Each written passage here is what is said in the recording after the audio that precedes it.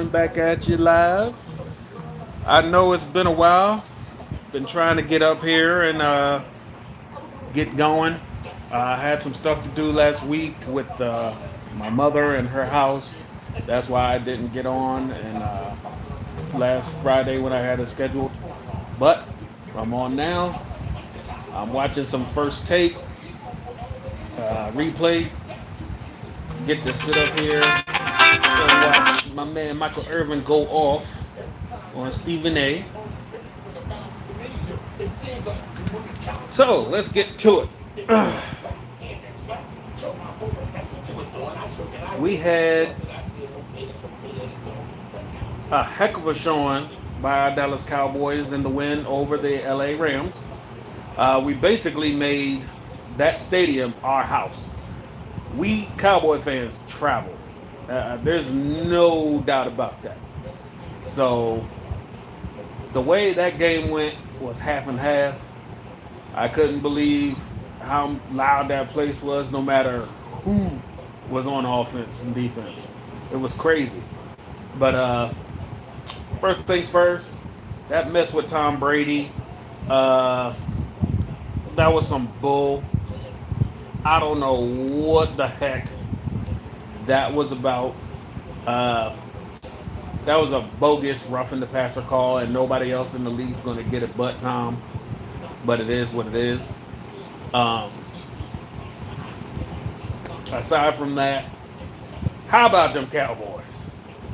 Micah Parsons, who's literally going out here with his nuts in his hand and making plays and telling the defensive coordinator, I'm not coming off the field, especially when this could be the last set of downs for that game, is mind-blowing. I don't know how this man is not getting MVP consideration or, excuse me, getting talked about as Defensive Player of the Year yet. It's amazing. That man will change the game. Tank Lawrence, he stepped up and became a leader in that game. Odigizua.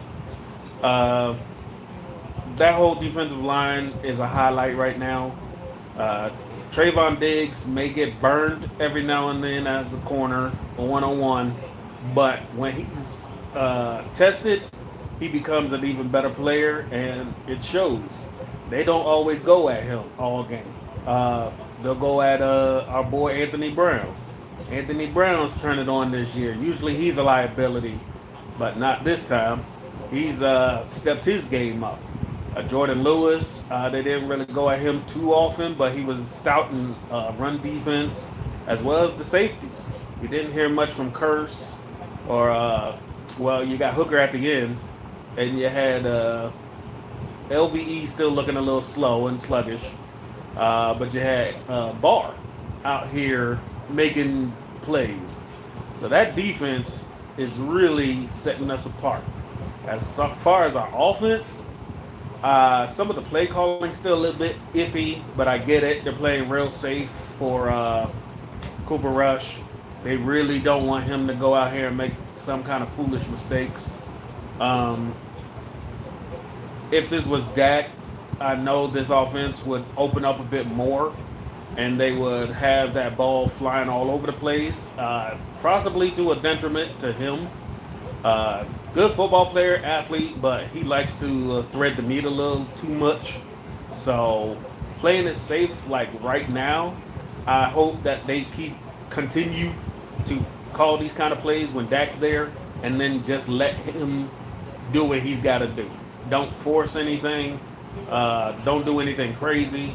If it's working for a Rush, it's going to work for Dak. Except Dak can take off and run if need be. Running backs. Our boy Zeke Elliott, who is got to be like, I don't know what to say. These people on these shows like to crap all over him, and yet their only excuse is that he's getting paid too much. And yet other guys since him got paid too, but Zeke is the only one who stayed healthy and still playing every single game regardless. You don't hear that from Dalvin Cook. You don't hear that from Christian McCaffrey, uh, Kamara. You don't hear that from those dudes. Zeke is the only one who's been worth his money, and they've been trying to crap on him ever since he got it. That's some bull. Tony Pollard, I get it. He's a better athlete in open space, but between the tackles and pass protection, he's not the guy. He's going to get trucked and he's going to get ran over. But when you put them together, you got a team. As you can see on Pollard's run, all he needed was a little bit of a gap and he was gone. Wide receivers. CD, if you cannot catch that freaking ball, what are you out here doing? What are you out here for? I mean, all you had to do was hold on to it through the catch on the sideline. And he couldn't even do that. But, you know, it wasn't needed, thankfully. But we're going to need more from our number one receiver.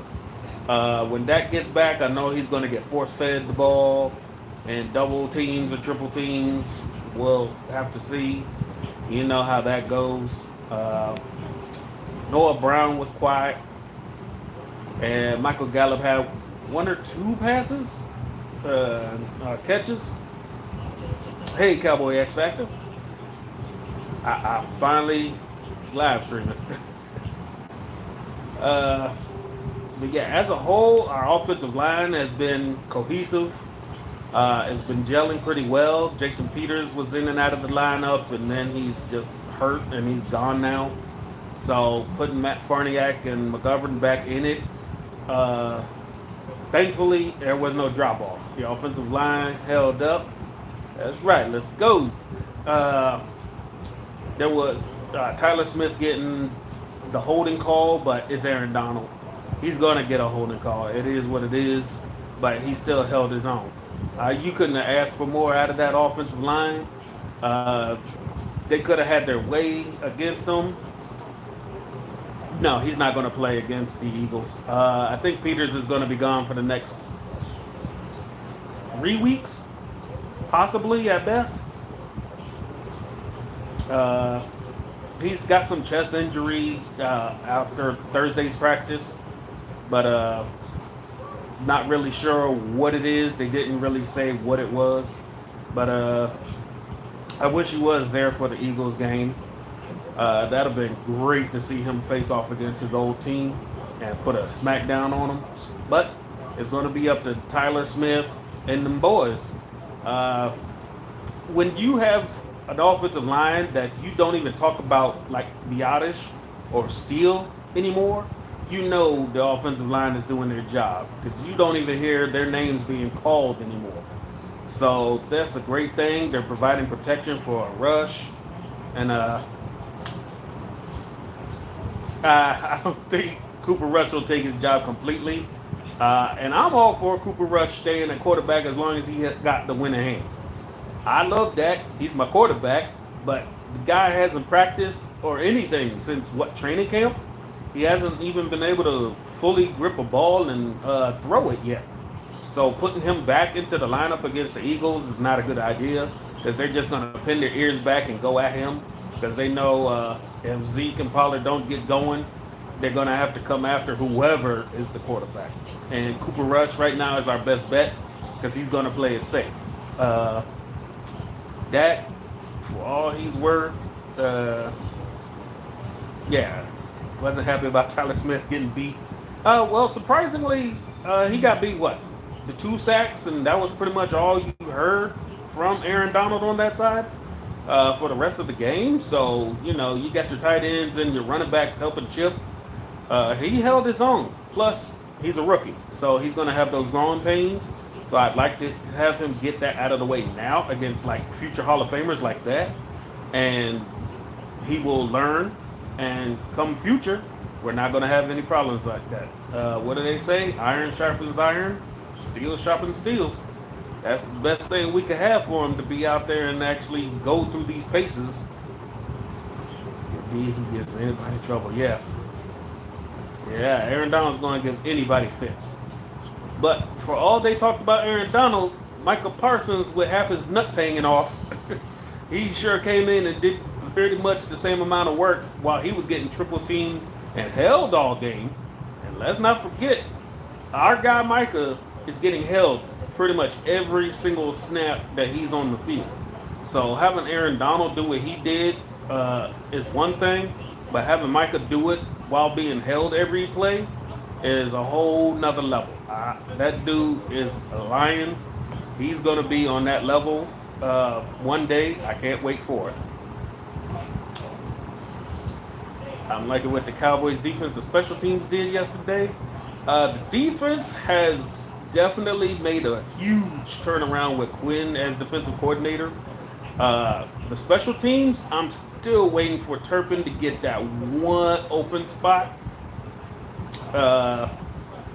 Once Turpin can take it upfield and get that speed going, if we can score 1 or 2 touchdowns on a kick or punt return in a game, it's over.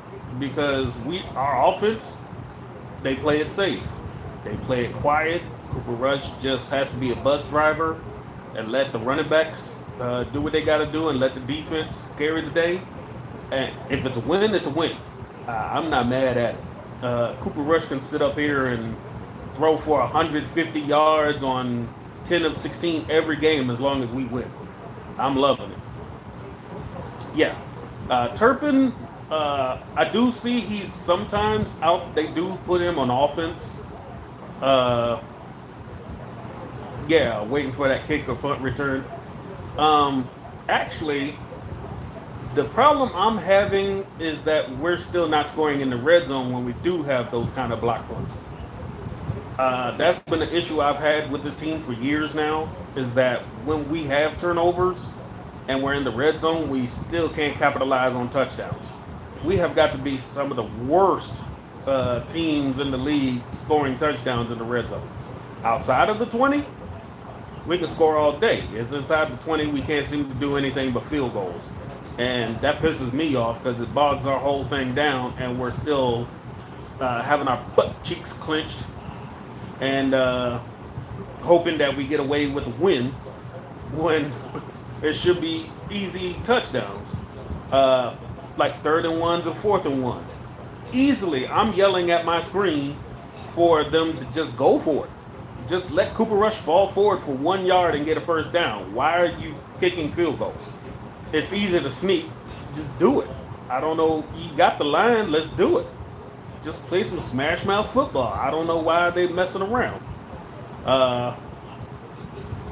This team just boggles the mind sometimes with their play calling. But that's all on Kellen. I don't think McCarthy has done anything as far as excuse me, play calling wise since the Cincinnati game. You saw, I think, the first half when we went on that tear.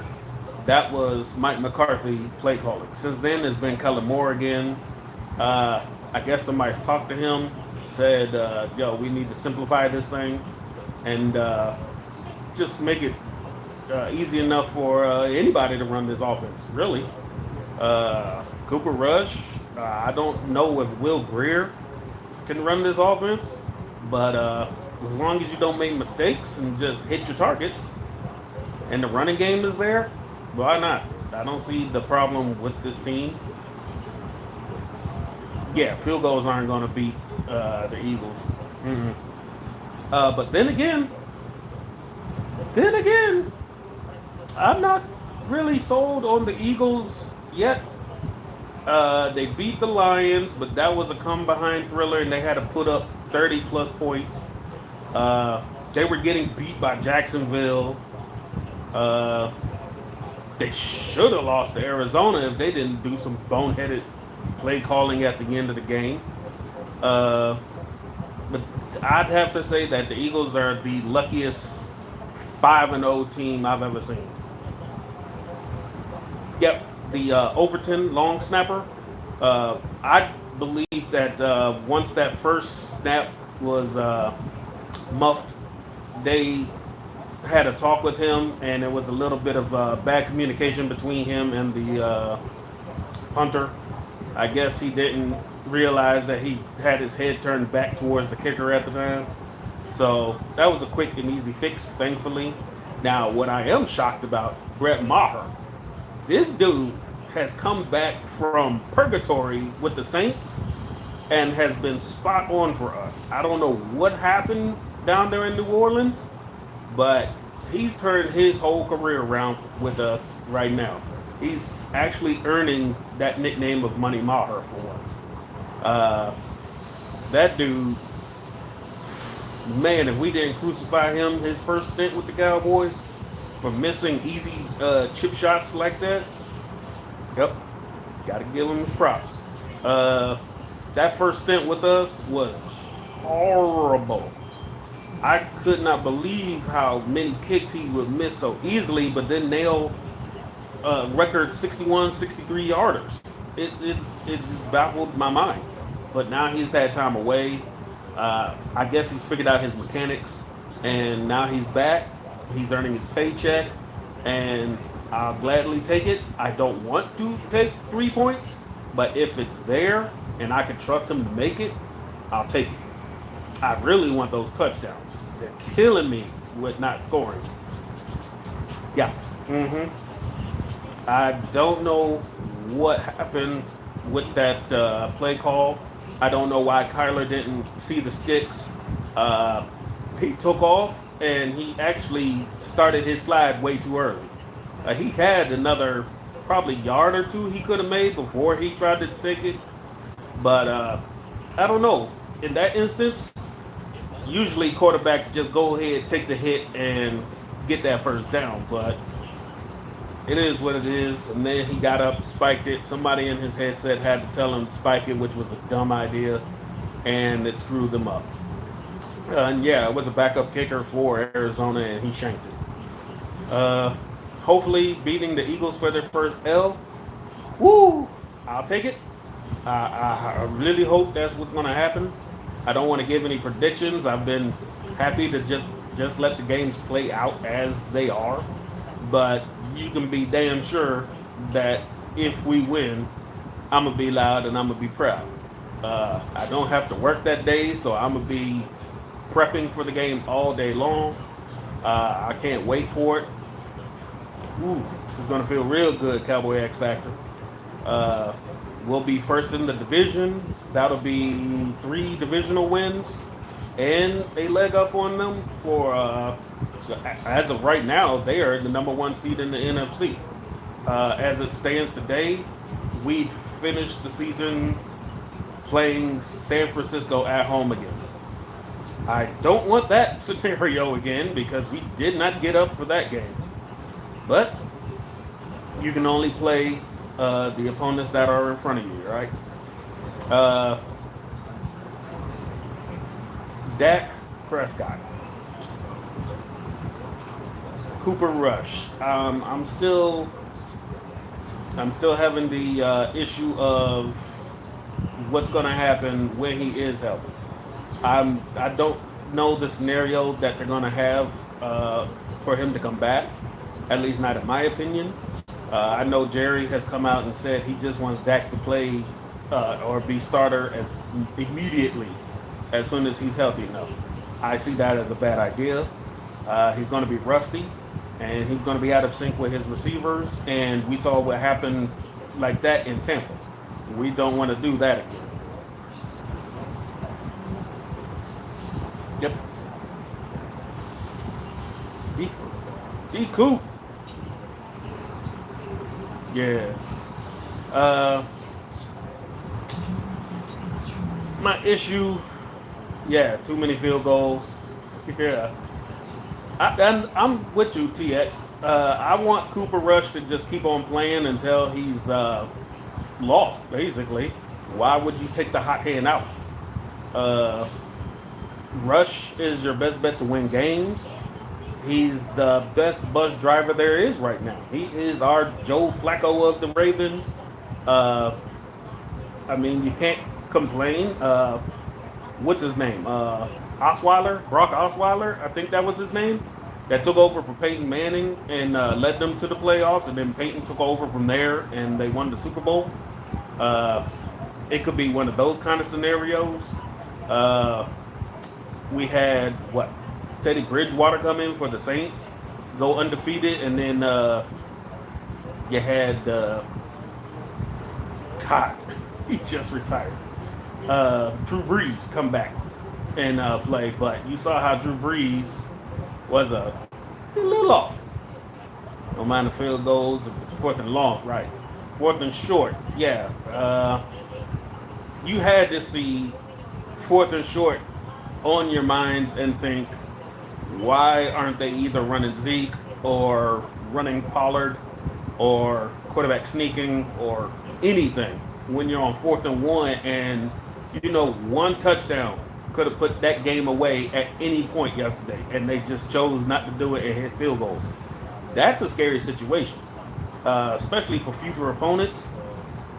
My thinking at the time, now I'm not offensive coordinator, was this was the perfect opportunity to actually do one of Dak's plays, have him roll out and hit the tight end in the flat. I don't know why they didn't think to do it. Maybe they don't have the trust in Cooper Rush as they did for Dak to make that kind of play. Maybe they don't trust his athleticism. Yeah, Pollard missed some key blocks, especially that sack by Aaron Donald. No, not Aaron Donald. The corner when he came running in untouched to hit Rush. He tried. He saw that a guy was coming up the middle, but he could have had that passed off to McGovern, and he could have taken the blitzer, but he did not see it coming. And that's what you get when you put Pollard in over Zeke. He's just not a natural pass pro, and it's showing every single game, but the coaches refuse to see that, and they want just like the athletic ability on the field at that time. And it's going to get him killed one day if they keep deciding to play like that. Hopefully, they see that in tape and they figure out a new way to pick that up. If not, find a quick a hot route.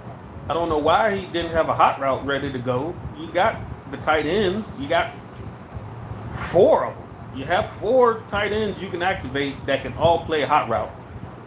Real quick throws, two-step drops, three-step drops. Hell, no drop. You don't have to drop at all. I mean, if you throw anybody on these hitch routes and just let like CD go on an inside hitch, he could take it to the house. They just aren't planning ahead like I would. But I'm not offensive coordinator. I'm just a guy who just sits at home and can play this game like a game of Madden and could probably come up with a better offensive scheme sometimes. But I also don't have the kind of quarterback that Dak normally would be.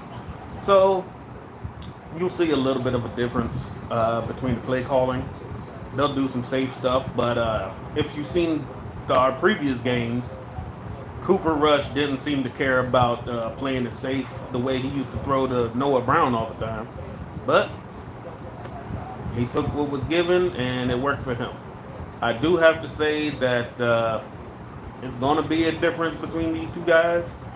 It's a glaring difference. I still say it to this day. Dak eyes his receivers. That's never a good thing. I don't know why nobody else has noticed that. If he doesn't get his number one receiver, he kind of doesn't look anywhere else, and he just kind of throws it away, or he runs, take it, run it, or throw it away into the flat. He just doesn't read his progressions like anybody else will. And Cooper Rush will read his progressions, but he won't take off and run. So that's like a difference between these two guys. But again, you take whoever's the hot hand, whoever's got this offense figured out down pat right now, and you go and you win the game. You don't just get mad about it if they're playing too differently, like I see a lot of Dak haters doing. On Twitter today, they're trying to point out some made-up stat about Dak throwing 3 pick sixes in a game. That's never happened. I don't know why somebody would make up a stat in a game that never happened, just to try and downplay Dak's ability. But that's what we get as Cowboy fans. Yeah, can't seem to stand our own players on our team. We should be supporting each other and our players, even though some can be idiots in the past, like we've had. How's it like the fire under Dak?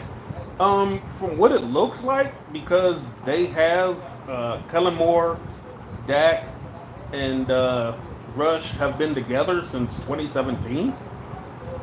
You'd think that all this would circle back and make them, well, they are like a group together and they're all cool with each other.